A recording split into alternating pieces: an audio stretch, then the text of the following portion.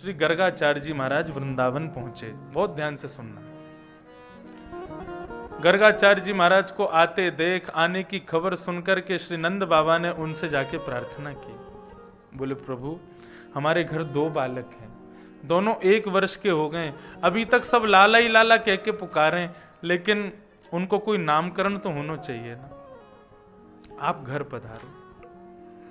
गर्गाचार्य जी बोले ठीक है, हम घर पधारेंगे, कल का सुबह का मुहूर्त बहुत बढ़िया है, कल तुम्हारे बालकों का नामकरण कर देंगे। लेकिन हम घर तो आ जाएंगे, लेकिन हम स्वयं पका करके भोजन करते हैं, स्वपाकी हैं। बोले आपको सब सामग्री दे देंगे, आप खूब प्रेम से बना करके स्वयं पाइएगा। गर्गाचार्य जी की सेवा में छोटे से शालिग्राम को विराजमान करके तुलसी आदि से उनको सजा करके चंदन आदि लगा के बोले ठाकुर जी, हम अभी आपका सुंदर भोजन बना के लाते हैं, खीर बना के लाते हैं। गर्गाचार्य जी महाराज खीर सिद्ध कर रहे हैं अपने हाथों से। यशोदा मैया ने दूध, चावल, चीनी जो चाहिए सब दिया। अब गर्गाचार्य जी खीर सिद्ध करते जा रहे हैं और सिद्ध करते करते करते करते फिर चांदी की कटोरी में बढ़िया उसको ठंडी करके अपने शालिग्राम जी के सामने पधरा दिया। त्वदीयं वस्तु गोविंद तुभ्यमेव समर्पयेत् ग्रहाण सुमुखो भुक्त्वा प्रसीद परमेश्वर। मंत्र, भोग का मंत्र क्या है इसका भाव? बोले आपकी वस्तु है प्रभु, आपने ही कृपा करके मुझको दी थी, मैंने उसको सिद्ध करके आपके ही सन्मुख पधरा दिया है, अब आप इसका भोग लगा करके इसको पवित्र कर दो। अब गर्गाचार्य जी महाराज नेत्र बंद करके करें त्वदीयं वस्तु गोविंद तुभ्यमेव समर्पयेत्। अंदर आंगन में नन्हे से बालकृष्ण और बलराम जी दोनों आपस में खेल रहे हैं। खेलते खेलते ठाकुर जी रुक गए। बलराम जी बोले कहा भयो लाला, रुक काहे को गए हो? अच्छा, अभी बोलते नहीं है लेकिन आपस में इशारे में बात चलती है। लाला बोले बाबा भैया देखो, बाबा आए हो एक घर पे और वहां ने बढ़िया खीर सिद्ध करी है, भोग के काजे मुंह को बुला रहो है। अरे तो देरी काहे को करे, जल्दी जा करके भोग लगा के आ, और स्वादिष्ट बनी हो तो मुंह को भी बताइयो, मैं भी आ जाऊंगा। बोले अभी जाऊं। अब गुटमुन चल करके ठाकुर जी वहां पहुंच गए।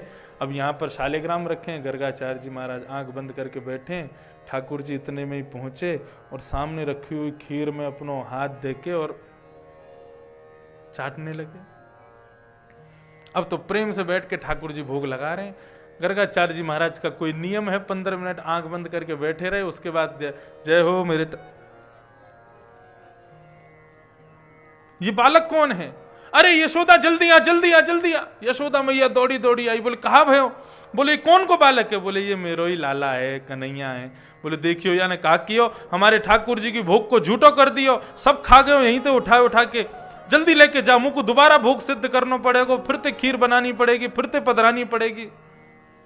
यशोदा मैया बोली क्षमा कर दियो, बालक है, अभी अबोध है, ज्यादा कछु जाने ना है, मैं अभी आपको गोबर को चौका लगा के दोबारा सामग्री दे रही हूं, आप दोबारा सिद्ध करो, लेकिन या को कछु मत कहो। ठाकुर जी को उठा के अंदर आंगन में छोड़ दिया। बलराम जी आए, कहो कैसी रही? बोले बहुत बेकार भक्त है जे, तो पहले तो भोग के काजे बुला ले और हम भोग लगावे साक्षात पहुंच जाए तो मैया ते हमारी शिकायत कर दे। अब के बुला, अब के बताऊंगा तो नहीं तो पूतना बारे हाथ दिखा दिए तो मेरा नाम भी कन्हैया नहीं। दोबारा से सिद्ध किया। वो क्षमा मांग रहे हैं, प्रभु क्षमा कर दो, छोटा बालक है, आपका भोग पा लिया, झूठा कर दिया। दोबारा से खीर बनाई और बढ़िया सिद्ध की पहले से। ठाकुर जी के सामने पधरा करके त्वदीयं वस्तु गोविंद तुभ्यमेव समर्पयेत् ग्रहाण सुमुखो भुक्त्वा प्रसीद परमेश्वर। भोग लगाओ। ठाकुर जी बोले भैया बुला रहा हूं, अब के जाऊं मैं? बोले जा। ठाकुर जी फिर गुटमुन चल कर गए, धीरे से पहुंचे और उसकी खीर उठा के फिर खाने लगे। और अब की बार तो पूरा पात्र लेके अपनी जीवते ही खा रहे हैं वाकू। इतने में गर्गाचार्य जी के नेत्र फिर खुले तो देखिए, अरे राम राम राम राम राम, मैं कहाँ आ गया? मेरे ठाकुर जी को सब कछुआ पवित्र कर दिया। अरे यशोदा, इससे बढ़िया तो कहीं भारी रुकवा देती, अपने लाला को देख, यानी आके फिरते मेरे ठाकुर जी को भोग लगा दियो। यशोदा मैया बोली क्षमा कर दो, अबोध बालक है, अरे तो भगवान को भोग लगन तो दे, मैं दे दूंगा याकू। बोले वो तो शुक्र है कि भोग ही खा रहा हो, नहीं तो भगवान को भी खा जाएगा। बोले नंद बाबा के शालिग्राम को रसगुल्ला गुलाब जामुन समझ के खा जाए। नंद बाबा पूजा कर रहे थे तो ठाकुर जी दूर गेट पे खड़े होकर के और ऐसी घुटमन बैठ के देख रहे हैं बाबा कहा करने। शालिग्राम जी को पंचामृत रोज अभिषेक होता है शालिग्राम जी का। शालिग्राम जी रखे, पहले जल से स्नान कराया, फिर दूध से स्नान कराया, फिर दही से स्नान कराया, फिर घी से स्नान कराया। अब जैसे ही जैसे ही महाराज शहद से स्नान कराने लगे, सोई गेट पे बैठे ठाकुर जी के मुंह में पानी आ गो। बोले ये जय जय रोज शहद ते नहावे, अब तो मीठो है गए होगो। तैयार करके जैसे ही ठाकुर जी को तैयार करके जैसे सिंहासन पर बिठाया, नंद बाबा का नियम था, ये नियम आप भी कर सकते हो। जैसे जो लोग जप करते हैं, रोज माला करते हैं, यदि आप मुंह पर कोई कपड़ा डाल लो और बिल्कुल ढक करके फिर माला करो तो मन जो है वो एकाग्र रहता है, ज्यादा जल्दी भटकता नहीं। सेवा आदि करके नंद बाबा ने मुंह पे अपने पे एक कपड़ा डाल लिया और मंत्र करने बैठ गए। इतने में पीछे से घुटमुन चल के कन्हैया पहुंचे और शालिग्राम जी उठा के और मुंह में ढल लिए और एक तरफ से मुंह फूल गए और उनको चूसते जा रहे हैं भीतर मुंह में लेके। थोड़ी देर में ही नंद बाबा के नेत्र खुले। जैसे ही नेत्र खुल के सामने देखे तो भगवान गायब। अब तो फूल उठा के देखें, तुलसी उठा के देखें, आसन को इधर उधर करके देखें, शालिग्राम जी कहाँ गए, कहाँ चले गए। बगल में देखी तो भैया छोटे भगत जी आंख बंद करके बैठे। लाला, ओ कन्हैया,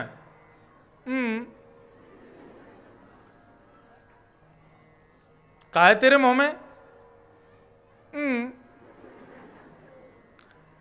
अभी नहायो धोयो ना, बिना नहाए धोए आगो कहा खा रखो तेने? बोले अब जैसे ही महाराज गुलचा मारो नंद बाबा ने, सो शालिग्राम जी बाहर आ गए। अरे राम राम राम राम राम, शालिग्राम साक्षात नारायण के स्वरूप, उनको मुंह में ले गए, कान पकड़ के ले गए ठाकुर जी को, गोद में उठा के। यशोदा मैया तो तेरे लाड प्यार ने बिगाड़ रखो, देखियो मेरे शालिग्राम जी को खा गो। बोले अरे बालक है, गुलाब जामुन समझे होंगे या नहीं? तो नंदरानी कह रही है गर्गाचार्य जी धन्य है, आपके शालिग्राम जी अभी तक सही सलामत बैठे, नहीं तो उनको खा जाइए। मैया ने अब के लाला को पकड़ के कमरा में बंद कर दियो और वो कमरा वहीं था आंगन के पास। ठाकुर जी कमरा की खिड़की पे जाके खड़े है गए और 1 साल के बालक को गुस्सा आता है तो बड़ा प्यारा लगता है और गुस्सा में देख रहे हैं गर्गाचार्य जी को। अब के बोला बाबा तो बताऊंगा मैं, मैया बुला दे बार बार। अब की बार जैसे पुनः सिद्ध किया, ठाकुर जी से क्षमा याचना करके भोग लगाया। गर्गाचार्य जी भी खूब क्रोध भर के देख रहे हैं ठाकुर जी को। जैसे ही नाम जप करके और महाराज पूरा भोग आदि सिद्ध करके त्वदीयम वस्तु गोविंद अपने नियमानुसार जैसे ही बैठे, सोई ठाकुर जी फिर से उतरे, किवाड़ खोल के बाहर आए और खीर उठा के खाने लगे। अब खावे की चप चप आवाज जैसी भई, गर्गाचार्य जी ने तुरंत नेत्र खोले और जैसे ही नेत्र खोले तो अब की बार नन्हे से बालकृष्ण ने ही अपने चतुर्भुज प्रकट कर दिए। शंख चक्र गदा पद्मधारी रूप धारण करके अपने नारायण स्वरूप का दर्शन गर्गाचार्य जी को कराया। एक हाथ से स्वयं खा रहे हैं और अपने ही उस झूठे हाथ में लगी हुई खीर को गर्गाचार्य जी को खिला रहे हैं। गर्गाचार्य जी के नेत्र सजल हो गए। भगवान बोले किसी को बताना नहीं हम कौन है? बोले बिल्कुल नहीं बताएंगे। अब तो नामकरण का समय आया। नंद रानी यशोदा और रोहिणी दोनों अपने बालकों को तैयार कर रही हैं। नंद रानी कहीं हमारे कुल पुरोहित तो सांडिल्य मुनि हैं, लेकिन ये गर्गाचार्य जी को ले आए हैं, अब पता नहीं कैसो नाम रख के जाएंगे लाला को। और मुंह को तो बड़ी घबराहट है रही है। रोहिणी बोली घबराहट काहे को कर रही हो? ये अगर जानकार होगो तो तुरंत पहचान जाएगा। बोले कहा करना, परीक्षा लेनी है? बोले हाँ लेनी तो है। कैसे परीक्षा लेंगे? बोले तुम्हारे लाला है, मैं अपनी गोद में लेके बैठ जाऊंगी, मेरे लाला को तुम अपनी गोद में लेके बैठ जाइयो। माँ के अनुसार पुत्र का नामकरण होगा तो ये बाबा अगर सांचो होगा तो पहचान जाएगा कि ये मेरो लाला ना है तुम्हारो है, और वो तुम्हारो ना है मेरो है। दोनों बालकों की अदला बदली करके यशोदा की गोद में बलराम, रोहिणी की गोद में कन्हैया, और श्री गर्गाचार्य जी महाराज के सामने जाकर के जैसे ही बैठे हैं, गर्गाचार्य जी महाराज ने सबसे पहले यशोदा की गोद में बैठे हुए बालक को देखा और उस बालक को देख करके गर्गाचार्य जी तुरंत बोले, अयम ही रोहिणी पुत्रो रमयन् सुहृदो गुणैः आख्यास्यते राम इति बलाधिक्यात् बलम विदुः। हे मैया यशोदा जी, आपकी गोद में जो ये बालक है ये आपका नहीं, अयम ही रोहिणी पुत्रो, ये रोहिणी का बेटा है। यशोदा जी बोली, बाबा पाखंडी ना है, सांचो सब जाने। क्या नाम है? बोले मैं इसका नाम रखता हूं राम, क्योंकि ये अपने परिवार का बहुत सुहृद होगा, अपने माता पिता की आज्ञा का विशेष पालन करता होगा। मैं इसका इसलिए नाम रखता हूं राम, क्योंकि बल की अधिकता होगी, बलाधिक्यात् बलम विदुः, क्योंकि बल की अधिकता होगी इसलिए पूरा विश्व इसको बलराम कह करके पुकारेगा। इसका नाम मैं बलराम रखता हूं। मैया इसके और भी नाम होंगे, शंकरषण आदि लोग इसको कह करके पुकारा करेंगे, बलदेव, शंकरषण। अब जैसे ही रोहिणी के गोद में बैठे हुए ठाकुर जी को देखा है, देखते ही महाराज गर्गाचार्य जी की समाधि लग गई और वही स्वरूप दिखने लगा जो कल गर्गाचार्य जी को ठाकुर जी ने दिखाया था।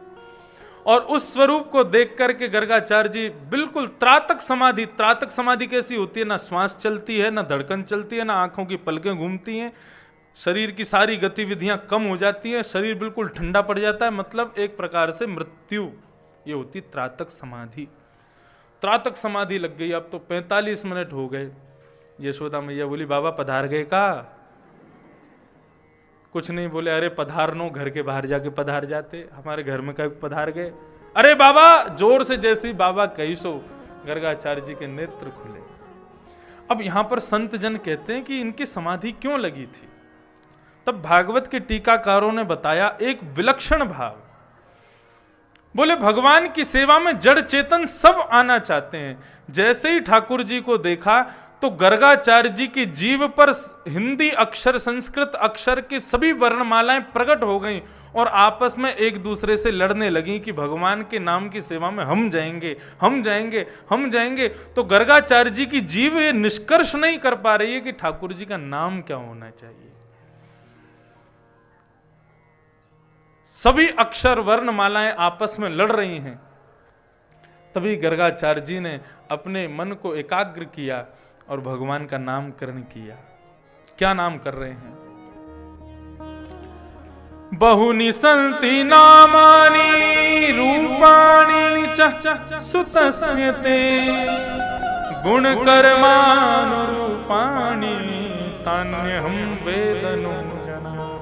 हे मैया, हे यशोदा नंदन, इनके एक नाम नहीं होंगे, अनेक नाम होंगे। इनके गुण के अनुसार नाम अलग होंगे, कर्मानुसार नाम अलग होंगे। इनका गुण होगा ये अपने भक्तों पर कृपा करेंगे, इसलिए उनको भक्त वत्सल कहा जाएगा। इनका गुण होगा ये सब पर कृपा करेंगे, इसलिए इनको कृपा निधान कहा जाएगा। इनका गुण होगा ये गायों की रक्षा करेंगे, इसलिए इनका नाम गोविंद पड़ेगा। कर्म, ये कर्मानुसार भी इनके नाम पड़ेंगे। रण छोड़ करके भागेंगे कभी तो इनका नाम रणछोड़ पड़ेगा। द्वारिका का राजा बनेगा आपका बेटा, इसलिए इसका नाम द्वारिकाधीश होगा। मैया बोली, इतने सारे नाम मेरे लाला के बता दो कि मैं कायते बुलाऊंगी अपने लाला। कोई एक नाम बता दो मेरे लाला को जैसे मैं याकू पुकार सकूं। तब गर्गाचार्य जी बोले, इदानिम कृष्णतां गतः। बोले आपके इस बालक का नाम मैं कृष्ण रखता हूं। कृष्ण शब्द का अर्थ क्या है? मैंने एक दिन कथा में बताया था। कृष धन न इति कृष्ण। कृषि भूवाचक शब्द है और न निवृत्तिवाचक शब्द है। मतलब कृषि यानी कि पृथ्वी और न यानी निवृत्ति। जिस नाम को गाने से संसार में रहने वाले मानवों को निवृत्ति मिल जाए उसको कृष्ण कहते हैं। ऐसे भगवान का नाम कृष्ण रखा गया। अब तो भगवान का नाम कृष्ण रख दिया, कोई कन्हैया कहता है, कोई कनुआ कहता है, कोई कृष्ण कहता है, कोई लाला कहता है, सब विविध विविध नामों से पुकारते हैं। अब तो ठाकुर जी धीरे धीरे चलने लगे हैं और अब तो ऊधम ऐसा मचाते हैं जिसकी कोई सीमा नहीं। भगवान से प्रार्थना करना हमारे घर में बालक आमे, लेकिन आप जैसे ऊधमी कभी नहीं आमे। भगवान के ऊधमों का वर्णन यदि सुन लेंगे तो हम यही प्रार्थना करेंगे, ऐसे ऊधम वाले बालक कभी नहीं हो। एक श्लोक के एक पद में सारे ऊधम बताती है। श्रृंग्यग्निड्यम जैसी जलद द्विजकंटकेभ्य। श्री शुकाचार्य जी कह रहे हैं कैसे ऊधम करते हैं, बोले श्रृंगी यानी सींग। ठाकुर जी का सबसे बड़ा खिलौना क्या है? 9 लाख गायें हैं तो कम से कम एक आध लाख नंद बाबा के यहाँ बैल भी हैं, उनके बड़े बड़े विशाल सींग हैं। नंद बाबा के यहाँ 9 लाख गायों का जितना भी घी और मक्खन होता है, जितना घी मक्खन प्रयोग में आ जाए ठीक है, बचा हुआ वे सब अपनी गायों के सींगों में उसकी मालिश कर देते हैं। तो ठाकुर जी क्या करते हैं, बलराम जी और ठाकुर जी दोनों जाएंगे और बैल को एक सींग ठाकुर जी पकड़े, दूसरा सींग बलराम जी। अब धीरे धीरे वाकू बैल को हिलाना शुरू करेंगे। अब जब तक बेचारा बैठा है तब तक तो हिलाते ही रहेंगे, और हिलाते हिलाते जोर जोर से जब उसके सींगों को नीचे खींचते हैं तो बैल खड़ा हो जाता है, और जैसी बैल खड़ा होता है तो दोनों कद्दू की तरह लटक जाते हैं। मैया बचाइयो, मैया बचाइयो, बाबा बचाइयो, मैया बचाइयो, बाबा बचाइयो। अब ऐसे ही चिल्लाते हैं, बैल फिर उनको लेके घुमाता है, पूरा झूला बन जाता है उनका, और ले जा करके गोबर में ले जाकर के फेंक देता है। इतने इतने गोबर में डस जाते हैं। श्रृंगी। दूसरा बताया अग्नि। मैया जब चूल्हे पर भोजन बनाती, आपके यहां बनता है चूल्हे पर भोजन? चूल्हा ही नहीं जानते। अब यहां चूल्हे तो जन कहा के मिट्टी का होता है, उसमें लकड़ी लगाते हैं, फिर ऊपर रोटी बनाते हैं। हमारे यहां उसको चूल्हा बोलते हैं।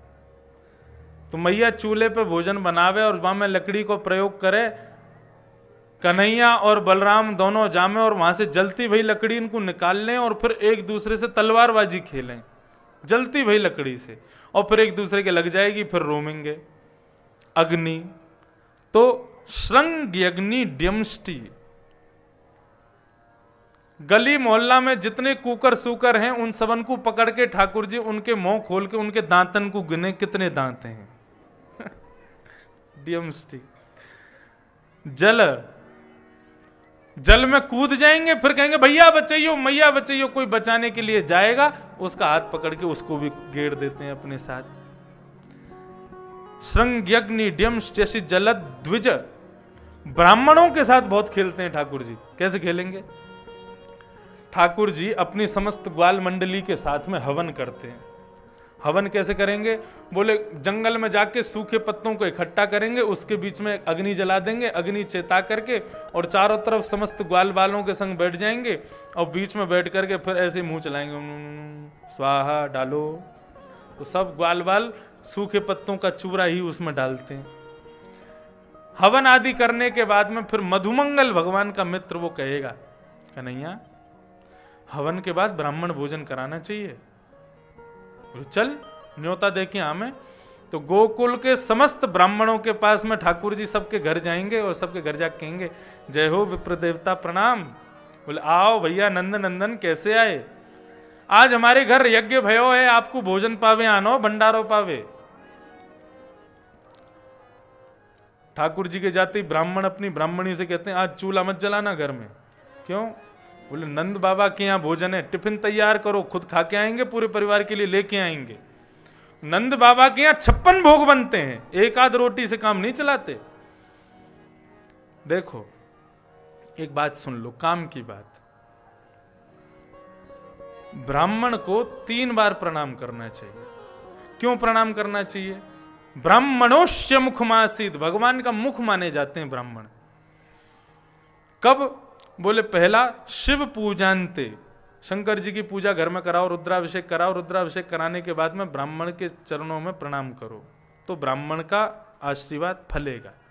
दूसरा भोजनान्ते, उसको भोजन कराओ, भोजन के बाद में दक्षिणा देके प्रणाम करो, तो उसका आशीर्वाद फलेगा। लेकिन भोजन कैसा होना चाहिए? बढ़िया होना चाहिए। हो नहीं कि 2-4 दिन की पड़ी हुई सब्जी गर्म करके और ऐसे रूखी सूखी रोटी खवाए दो बाकू। बढ़िया बनाओ।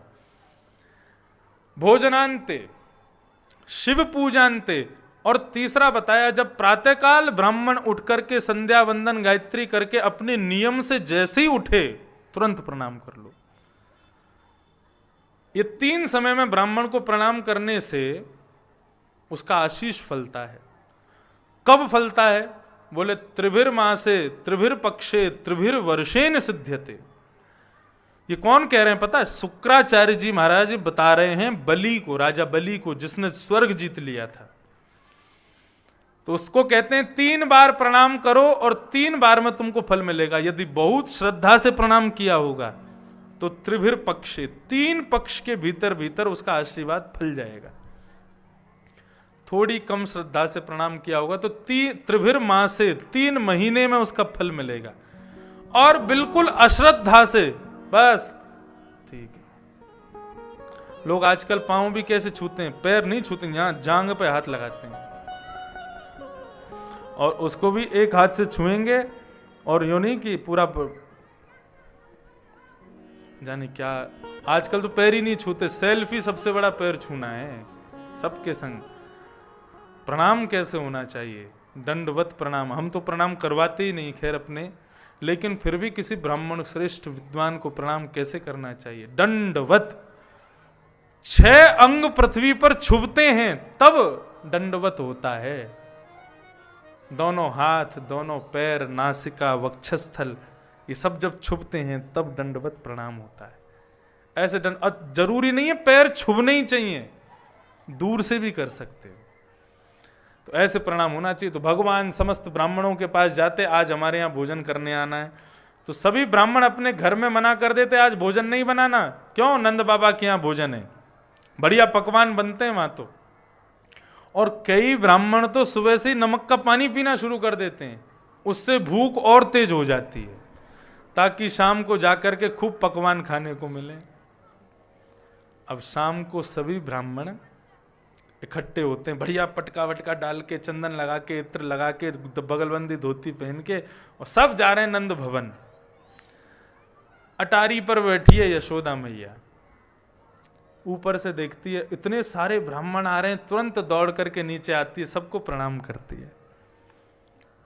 आज इतने सारे भूदेव कैसे बिना आमंत्रण के घर आ गए हमारे? आपने हमको निमंत्रित किया कि आज कथा के बाद हमारे यहां भोजन करने आना, और भाई मैं यहां अपने रसोईया से सब मना करके और सब काम बिल्कुल रोक राख के और आपके घर पहुंच जाएं, और आप गेट पे आती हमसे कहो आइए, कैसे आना हुआ आपका? कितना बुरा लगेगा। किसी को निमंत्रित करके और ये पूछो कि क्यों आए हो, तो ये तो अपराध, ये तो अपमान हो गया उसका। ब्राह्मणों से जाकर के यशोदा मैया कहने लगी आज इतने सारे ब्राह्मण कैसे आए हैं मेरे घर, बताओ।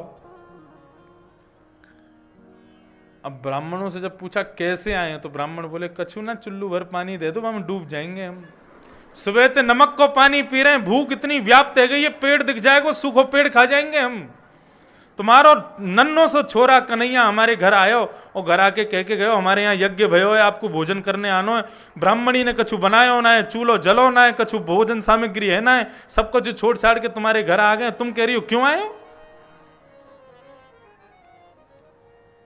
यशोदा मैया बोली कृष्ण गया था आमंत्रण करने, बोला और नहीं तो।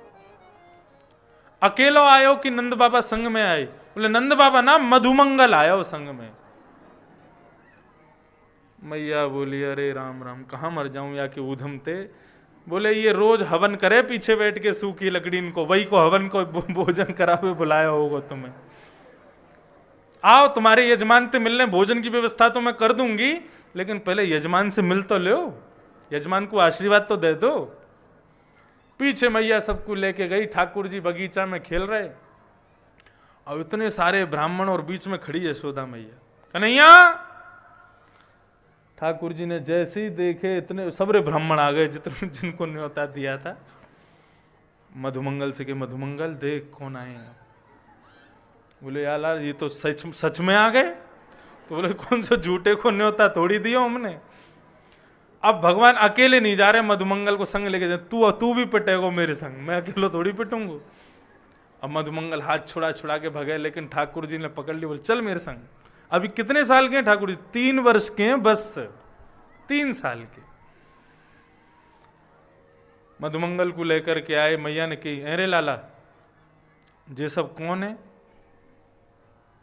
ठाकुर जी उनकी तरफ देख के बोले मैया तेरी सौगंध मुझको ये ना पता इनको घर कौन सी गली में है, मुझे ना पता ये कौन है। मैया ने पकड़ो कान, बोले सुबह सुबह जाकर के सबन को न्योता दिया है भोजन को, और ये अब सबरे आ गए, मैंने कोई व्यवस्था करी ना, कहां ते पवाऊं उनको? तेने बुलाए, तेने कुछ व्यवस्था करी?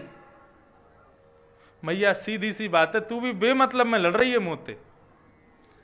मैंने हवन कियो, हमारे हवन में कोई वेद मंत्र नहीं थे, हमारे हवन में ब्राह्मण नहीं थे, हमारे हवन में सामग्री नहीं था, फिर भी हमारा हवन पूरा है गयो ना।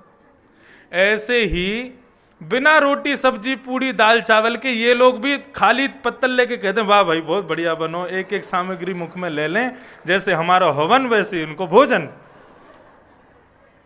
तो संज्ञग्निड्यम से जलद द्विजकंटकेभ्य, ठाकुर जी ऐसो उधम मचा में हो, ऐसो चटक मटक सो ठाकुर, तीनों लोकन हूँ मैं नाय। हो ऐसो चटक मटक सो ठाकुर, तीनों लोकन हूँ मैं नाय।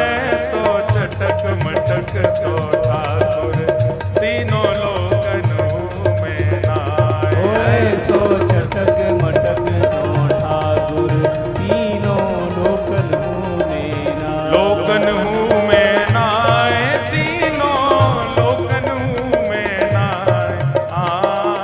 लोकन हूँ मैं नाय, तीनों लोकन हूँ मैं नाय। हो ऐसो चटक मटक सो ठाकुर, तीनों लोकन हूँ मैं नाय। हो ऐसो चटक मटक सो ठाकुर, तीनों लोकन हूँ मैं नाय।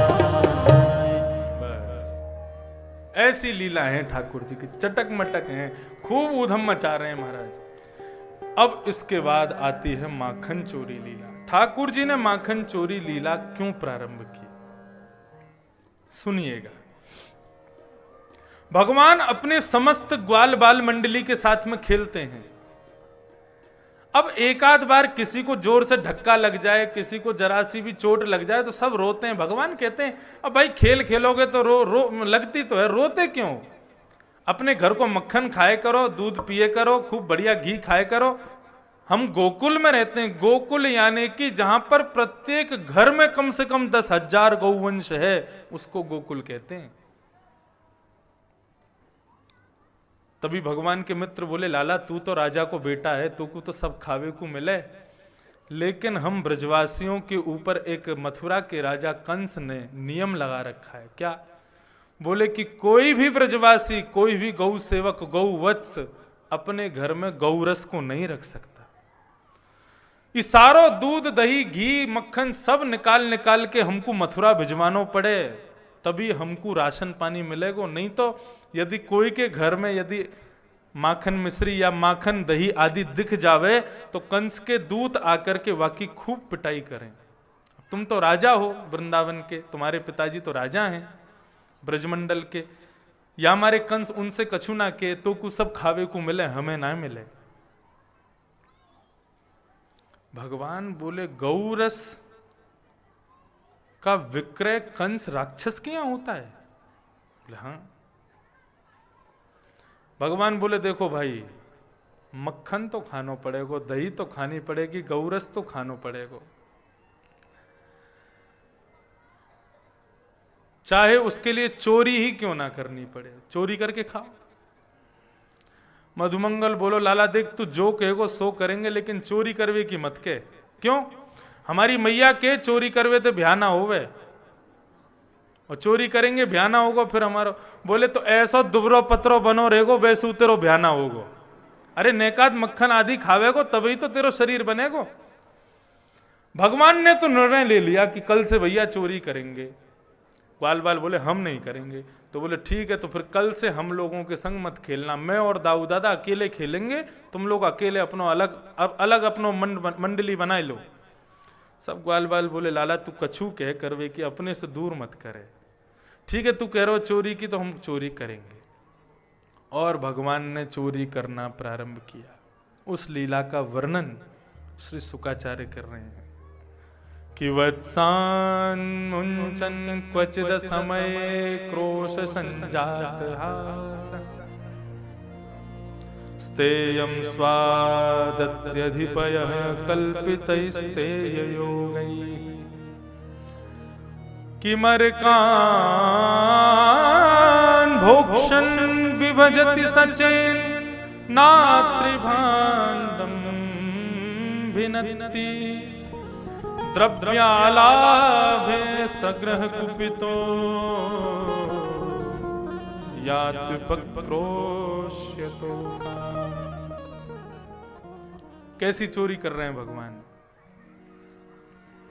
वत्सान मुंचन, अब ठाकुर जी ने अपनी ऊधम की जो श्रेणी है, जो गतिविधि है, उसको बदल दिया। गोपियों के घर जाते हैं और जैसे ही दूध निकालने का समय होता है, उससे पहले जिस घर में ठाकुर जी को दही दूध नहीं मिलता, उस घर में ठाकुर जी जाते हैं और जाकर के छोटे छोटे बछड़ा बछियाओं के गले के रस्सा खोल देते हैं, सारा दूध वही पी जाते हैं, दूध मिलता ही नहीं है। मतलब किसी भी प्रकार से दूध मक्खन दही कंस के पास नहीं पहुंचना चाहिए। यह था भगवान का उद्देश्य माखन चोरी के पीछे। तो ठाकुर जी क्या करें, बोले वत्सान मुंचन, गोपियों के घर में जाते हैं और जाकर के बछड़ाओं को खोल देते हैं।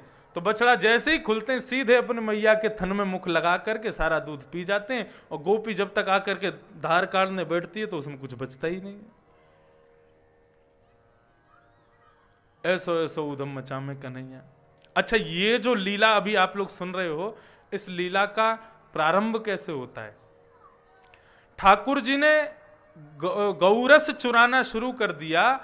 गौरस चुराते हुए ठाकुर जी को 1 महीना हो गया। तब गोपांगनाएं, ब्रज की गोपियां, वो भगवान से बहुत प्रेम करती हैं। सब भगवान को देखने के लिए तरसती हैं। सबकी इच्छा होती है आज नंदलाला दिखो कि ना दिखो, बोले आज तो ना ही दिखो।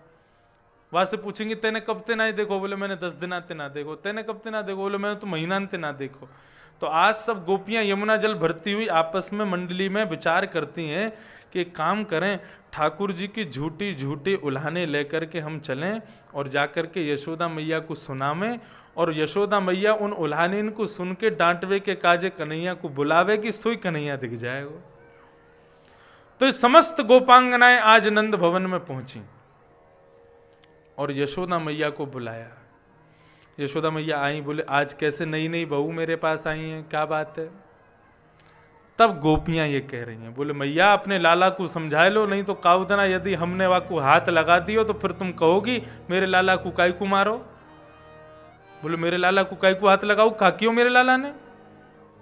बोले तुम्हारे लाला के अंदर सबसे बड़ा दुर्गुण है, चोरी करे घर घर जाए के। मैया बोली काय की चोरी करे, तुम्हारे गहनेन की। बोले गहनेन की ना, हमारे मक्खन की चोरी करे। यशोदा मैया हंसने लगी, बोले तुम्हारो घर अपनों जान के चलो जाए मेरो लाला। और भैया यदि वो चोरी करे, मक्खन की चोरी करे, कितनी चोरी करे, मेरे लाला को नेक सौ पेट है, एक आध हाथ मुट्ठी भर के अपने मक्खन खा ले तो होगा। तुम मेरे यहां से 2-4 हंडी ले जाए करो रोज, 9 लाख गाय है, मुझको कमी ना है। और मेरो लाला मक्खन खावे आवे तो वाकू गोद में बैठा के प्रेम से अपने हाथ सौ पवाए दे करो। कई बार बालकन में ऐसा गुण होगा, अपने घर नहीं खाएंगे दूसरे घर जाकर खा लेते हैं। एक गोपी बोली हम सब करके देख चुकी हैं, आपके लाला को एक दिन हमने अपनी गोद में बिठायो, अपने हाथ से माखन खिलाने लगे, हमने समझायो लाला चोरी ना करें, गंदी बात, ऐसी हाथ से ही पालो बैठ के। तब टेढ़ो से मुंह करके कहें भाभी जी हमारी बात सुनो। बोले बताओ। चोरी को खावे में ही आनंद आवे, ये प्रेम ते खवा रही हो या में रस न आए रो, कहां करें बताओ। यशोदा मैया बोली तो एक काम करे करो, ऊंचे छींके पर टांग दे करो, नेक सो लाला ऊपर चढ़ ही ना पावे को। एक गोपी बोली ये भी करके देख चुकी हैं, आपको पता ना हो तो आपके नंद भवन से एक संस्था संचालित होती है। बोले संस्था कौन सी? बोले बाल गोपाल चौर्य प्रचार प्रसार मंडल, और वहां के प्रेसिडेंट आपके 3.5 वर्षीय बालकृष्ण भगवान हैं। बोले इनकी मंडली में हमारे भी बालक हैं, हम सबके बालक, छोटे छोटे बालकन को लेकर के ये चले जाएं। जैसे ही हमारे गोकुल में कोई नए बालक को जन्म होवे, सोई कन्हैया की मंत्रणा शुरू हो जाए। जैसे ही 2 साल को होगा, याकू अपनी संस्था में शामिल करना है, याकू भी चोरी सिखानी है। और तो और मरकान भोक्षण, केवल और केवल बालक नहीं है, ये वृंदावन के गोकुल के जितने बंदर हैं ये भी इनकी मंडली के हैं। भैया तुम कह रही हो ऊंचे छींके पे टांग दो, ये सबरे पहुंच जाएं, नीचे 4 खड़े होंगे, बाकी ऊपर 3 खड़े होंगे, बाकी ऊपर 2 खड़े होंगे, सबके ऊपर तुम्हारा लाला खड़ा होवे, और ऊपर ते निकाल निकाल के पहले नीचे वाले इनको खवावे, फिर अंत में स्वयं खावे। ऐसो चोर। मैया ने खूब सारे उल्हाने बताए, लेकिन गोपियों ने एक के बाद एक उल्हाना देती गई। गर्ग संहिता में एक गोपी का वर्णन बताया गया, उसका नाम था प्रभावती। बड़ी विलक्षण कथा है।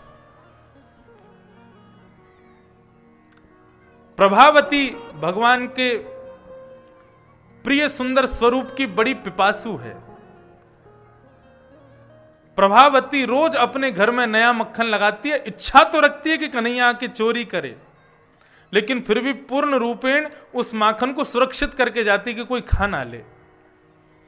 प्रभावती का एक छोटा सा देवर है, उसकी उम्र है केवल 2 वर्ष की, वो भगवान का मित्र है। रोज प्रभावती मक्खन निकालती है और अपने देवर को दिखाते हुए निकालती है कि ये जाकर के ठाकुर जी को बतावे कि आज मक्खन निकलो बढ़िया, तो वो उनकी इच्छा होगी चोरी करने की। तो प्रभावती आज बढ़िया मक्खन निकाल रही है, अपने देवर के सामने निकाल के वाकू बढ़िया एक हंडी में सजा के और एक छींके पर लटका के, और अपनी एक सहेली को घर के बाहर खड़ी करके और स्वयं यमुना जल भरने चली जाए। इतने में ही उस वाको देवर दौड़ो दौड़ो ठाकुर जी के पास जाए और कहे, लाला आज चलो हमारे घर चलो। वो तेरे घर का है? बोले आज धोरी गाय को मक्खन निकालो भाभी जी ने, बढ़िया मक्खन है, वही पाके आएंगे। बोले ठीक है। अब तो ठाकुर जी पीछे के रास्ते से कहीं से अंदर पहुंच गए। 3, 4, 5 ऐसे एक दूसरे के ऊपर चढ़ करके, और ऊपर सबसे ऊपर लाल जी खड़े हो गए, मक्खन नीचे खवाते जाए, सब खाते जाए। अब इतनी बड़ी हंडी खाते खाते ठाकुर जी थक गए। भगवान बोले ये तो खत्म ही ना है हेरो। वो लाला छोड़ दे पेट भर को, अब हम चलें। बोले ना है, छोड़ के नहीं जाऊंगा। ये प्रभावती कल कोई ते कह रही कि भैया लाला मेरे यहां चोरी करके दिखा दे तो मैं मानू, चुनौती दे रही मुंह को, या को प्रसाद तो देना पड़ेगा। सो ठाकुर जी ने कहा कि ऊपर से हंडी पकड़ के नीचे फेंक दे, फोड़ दे। और सब ग्वाल बालन ते बोले या को पूरा चौका लगा दो, चौक में पूरा मक्खन बिछाए दो। अब सब ग्वाल बालों ने पूरा मक्खन पूरे चौक में लगा दिया। प्रभावती आई, विशाल स्वरूप है, गजगामिनी प्रभावती सिर पर रख करके, और यमुना जल की हंडी और गज की तरह चलती हुई आ रही है। अपनी सहेली से पूछती कोई आया तो नहीं? बोले कोई ना आयो, अंदर सब सुरक्षित है। और ठाकुर जी पीछे खड़े हैं, खिड़की के पीछे अंदर अंधेरे में खड़े है देखने। बोले अब मजा आएगा, देखियो अभी अंदर आवेगी। और जैसे ही उसने किवाड़ खोल करके अंदर प्रवेश करके अपना पहला पैर रखा है, राजधानी एक्सप्रेस की तरह फिसलती भाई सीधी सिर लगता उसका दीवार में जाके, फिर वहां से उठे, फिर गिरे, फिर उठे, फिर गिरे, फिर उठे, फिर गिरे। अब एक तो मक्खन ऊपर से उसमें यमुना जल और मिल गया है, और चिकनी हो गई। अब ठाकुर जी दूर खड़े के ठेंगा दिखा रहे हैं, कह रही सबंते मैं चोरी ना करूंगा, देख ले। प्रभावती के हाथ पांव में चोट लग गई, जैसे तैसे खिसकती खिसकती बाहर आई और यशोदा जी के पास जाकर के खूब शिकायत करने लगी, तेरे लाला को देख लूंगी काउदना और यूं त्यों। यशोदा बोली मेरे लाला के पीछे पड़ी रहो, जादना रंगे हाथ पकड़ो, वादना लेके आई हो यहाँ पे, वहां से पहले आवे की कोई जरूरत ना है। प्रभावती बोली मैंने भी रंगे हाथ नहीं पकड़ो तो मेरा नाम प्रभावती। गर्ग संहिता में ये कथा है। आज फिर से मक्खन निकाला और अपने देवर को दिखा दिखा के कर रही है। देवर ने देखो, बोले आज भी मक्खन निकालो है। सोई ठाकुर जी के पास गए। ठाकुर जी सब बैठ के आपस में मंत्रणा कर रहे थे, आज चोरी कहाँ करनी है। सब बोले प्रभावती क्या करेंगे, कल बड़ा मजा आया था वहां पे, आज भी वहीं करेंगे। उसके देवर ने बताया, बोले आज भी भाभी ने बहुत बढ़िया मक्खन निकालो, वहीं चलो। अब तो सब झुंड बना करके पहुंच गए। प्रभावती ने अपने देवर को ऐसा दिखाया कि वो यमुना जल भरने चली गई, लेकिन आगे से घूम के पीछे की खिड़की से अंदर आके और एक कोने अंधेरे में बांस का बढ़िया डंडा लेकर के खड़ी हो गई है। बोले अब क्या आके दिखाएं ये। ठाकुर जी आए, बोले कहाँ है, देख वो रो। 5 4 3 2 और सबसे ऊपर ठाकुर जी, और लेकर के जैसे ही नीचे देनो शुरू किया, और नीचे सबन के हाथ में जैसे ही मक्खन लगो, इतने में ही विशाल डंडा लेकर के प्रभावती आई। बोले भाग यहां से बंदर। जैसे ही प्रभावती आई तो सब नीचे से छोड़ छोड़ के भागे। ठाकुर जी अकेले लटके रह गए छींके पे। सब भाग गए, अकेले ठाकुर जी बैठे ऊपर। प्रभावती देख ले, मुंह को लग जाएगी, और मेरे लग गई तो फिर बोले कल मेरे भी लगी बहुत जोर थे, आज नहीं छोड़ूंगी, तो आ नीचे। बोले देख तू जो कहेगी सो करेंगे, लेकिन हमको मारियो मत। बोले जो कहूंगा सो, जो कहूंगी सो करेगा। बोले हाँ करूंगा। बोले नीचे आ और मेरे संग अपनी मैया के पास चल, आज मैं नहीं तेरी मैया तो को मारेगी। ठाकुर जी जैसे तैसे उसकी गोद में बैठ करके नीचे आए, और प्रभावती ने भगवान का हाथ पकड़ा जोर से कस के, और घूंघट निकाल के, और गोकुल की गली में चिल्लाती हुई जा रही है, देख लो ये यशोदा बहुत हितैषी बनती है अपने लाला की, आज मैंने रंगे हाथ पकड़ो है याकू, आज याकू सबक सिखा के रहूंगी मैं। और हाथ पकड़ करके ठाकुर जी को ले जा रही है। ठाकुर जी बोले क्या करें, पीछे पूरी ग्वाल मंडली भी धीरे धीरे आ रही है। बोले आज हमारे प्रेसिडेंट साहब पकड़े गए, आज तो लगता हमारी संस्था बंद ही है जाएगी। यशोदा मैया के पास सबूत के सहित जा रहे हैं ठाकुर जी। भगवान थोड़ी देर तो चलते रहे, फिर प्रभावती के देवर को बोला सुन यहाँ पे आ। वो भगवान के पास आ गया, भगवान ने उसका हाथ पकड़ लिया। अब आगे चलती जा रही है, भगवान का हाथ पकड़ के भगवान बोले प्रभावती तेने बहुत जोर से मेरे कोमल हाथन को पकड़ो भयो, मुंह को दर्द है रहे हो। तो बोले मैं कहा करूं। बोले एक काम कर, या हाथ को छोड़ दूसरे हाथ को पकड़ ले। प्रभावती चलती जा रही, ला दूसरा हाथ दे। इतने में बाकी देवर को हाथ पकड़ा दिए, और पकड़ा करके कोई गली कुचरे में है के दौड़ के गए नंद भवन, और यशोदा मैया की गोद में जाकर के लेट गए।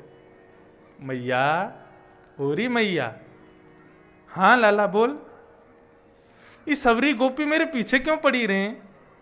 बोले तू बहुत मलूक है ना, हमारे यहाँ सुंदर को मलूक बोलते हैं, तू बहुत मलूक है ना, या हमारे पीछे पड़ी रहे। रोज कोई ना कोई गोपी आवे मैया, आज भी कोई ना कोई आ रही होगी देख। इतने में प्रभावती आई, हे यशोदा बाहर आ, तेरे लाला को आज रंगे हाथ पकड़ो है मैंने। मैया बोली ये कौन आई है। देख ले मैया, मैं तो तेरी गोद में हूं, यूं कह रही मैं तेरे लाला पकड़ के लाई हूं। अब ठाकुर जी बोले मैं नीचे नहीं जाऊंगा, तू जा। हमारे यहां आज भी माताओं से छोटे छोटे बालक तू ही करके बोलते हैं, मैया तू यूं कर, तू यूं। तू में हमारे ब्रज भाषा में तू माने बहुत प्रेम, तुम बोल दें तो समझो बहुत सम्मान कर रहे हैं, आप तो बोलते ही नहीं है ब्रजवासी। मैया तू ही जा, मैं ना जाऊंगा, मुझको डर लगे आते।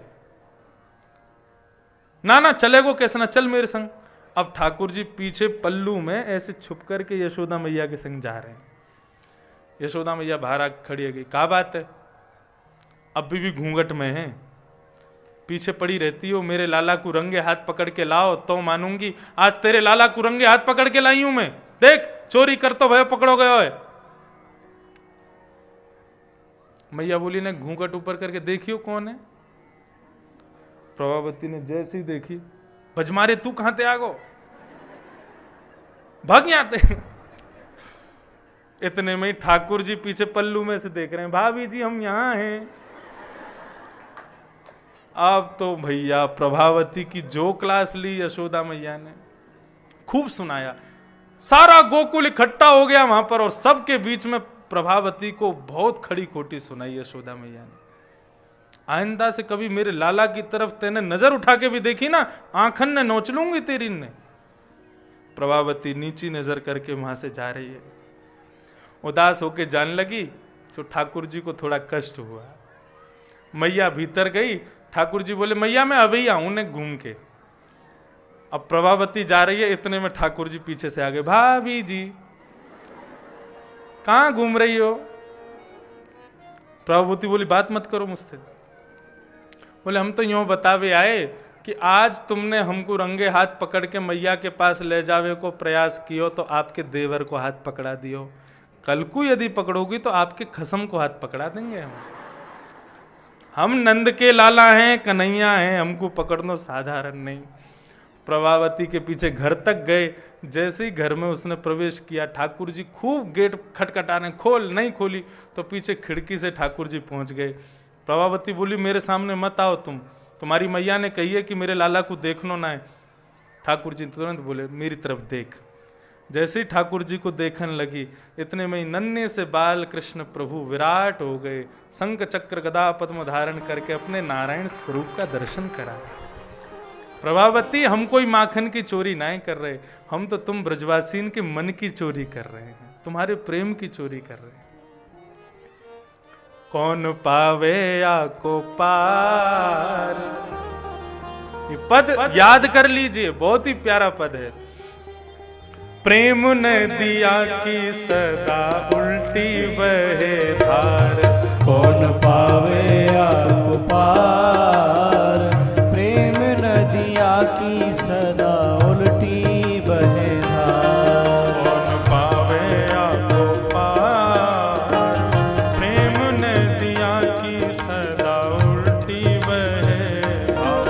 कौन पावे आको पार, प्रेम नदिया की सदा उल्टी बहे धार। ओ देखो मैं सुनाऊं एक बात अन में, देखो मैं सुनाऊं एक बात अन में, देखो मैं सुनाऊं एक बात अन में, देखो मैं सुनाऊं एक बात अन में। ब्रह्म निराकार रहो गोकुल में, ब्रह्म निराकार रहो गोकुल में। ओ ब्रह्म निराकार रहो गोकुल में, ब्रह्म निराकार रहो गोकुल में। नंद यशोदा के द्वार, यशोदा के द्वार, नंद यशोदा के द्वार, यशोदा के द्वार। ओ प्रेम नदिया की सदा उल्टी बहे धार। कौन पावे आको पार, प्रेम नदिया की सदा उल्टी बहे धार। कौन पावे आको पार, प्रेम नदिया की सदा उल्टी बहे धार। कौन पावे आको पार, प्रेम नदिया की सदा उल्टी बहे धार। विष्णु अवतार विश्व पोषण करण, विष्णु अवतार विश्व पोषण करन। भगवान विष्णु अवतार विष्णु सहस्त्र नाम में लिखा है विश्वम विष्णु वसत्कारो, पहला श्लोक ही यही है। विष्णु का अवतार क्यों हुआ, कृष्ण बन के क्यों आए? विश्व के पोषण भरण के लिए आए हैं। कैसो पोषण भरण कर रहे हैं, सुन ही रहे हो आप। ओ विष्णु अवतार विश्व पोषण भरण, विष्णु अवतार विश्व पोषण करन। और सोई कर चोरियां अहीर घर, सोई कर चोरियां अहीरन करन। भगवान विष्णु का अवतार विश्व के भरण पोषण के लिए हुआ है, लेकिन हमारे ब्रजमंडल में विष्णु को देखो क्या कर रहे हैं। बोले अहीरों के घर जा जा करके चोरी कर रहे हैं। सोई कर चोरियां हीर घरन। हाँ सोई कर चोरिया कैसे? तज प्रभुता विसार, प्रभुता विसार, तज प्रभुता विसार। प्रभुता हाँ भैया, प्रेम नदिया की सदा उल्टी बहे धार। ओ तज प्रभुता विसार, प्रेम नदिया की सदा उल्टी बहे धार। कौन पावे आपको पार, प्रेम नदिया की सदा उल्टी बहे धार। कौन पावे को पार, प्रेम नदिया की सदा उल्टी बहे धार। श्री राधा रमण लाल की।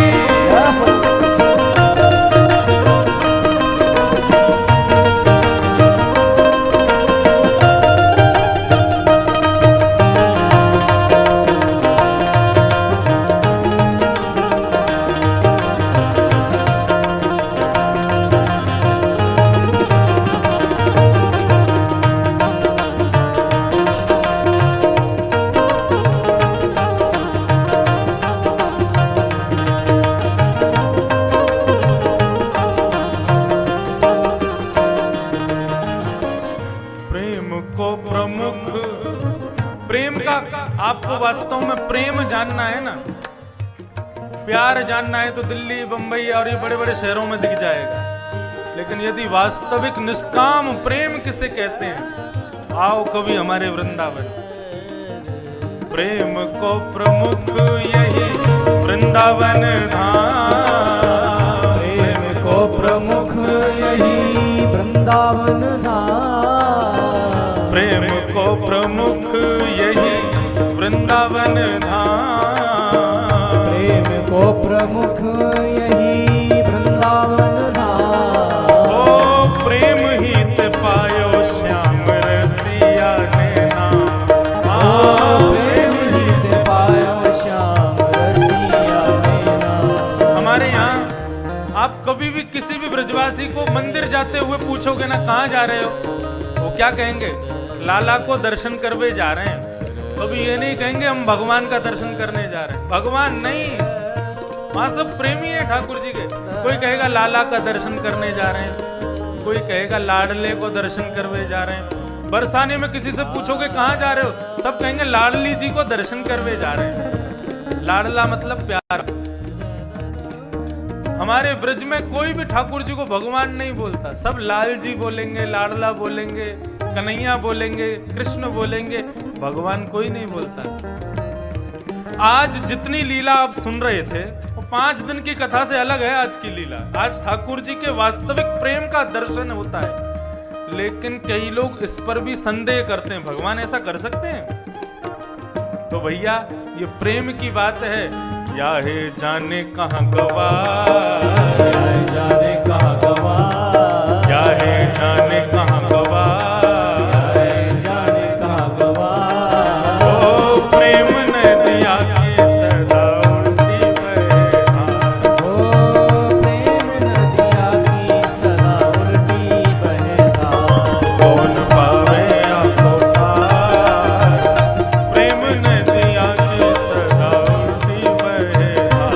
कौन पावे आपको पार, प्रेम नदिया की सदा उल्टी बहे धार। ओ प्रेम नदिया की सदा उल्टी बहे धार। प्रेम नदिया की सदा उल्टी बहे धार। हाँ, प्रेम नदिया की सदा उल्टी बहे धार। प्रेम नदिया की सदा उल्टी बहे धार। ये प्रेम की बात है ऊधो, बंदगी तेरे बस की नहीं। ये अभी तक जो आप चर्चा सुनते आ रहे हैं ना, ये परब्रह्म निराकार निर्गुण निराकार ब्रह्म ही ये लीला कर रहे हैं, लेकिन केवल ब्रजवासियों के प्रेम के वशीभूत होकर ऐसी लीला कर रहे हैं। भगवान ने माखन नहीं मन चुराया ब्रजवासियों का। और क्यों चुराया माखन वो मैंने बताया ही। इस प्रकार ठाकुर जी लीला कर रहे थे।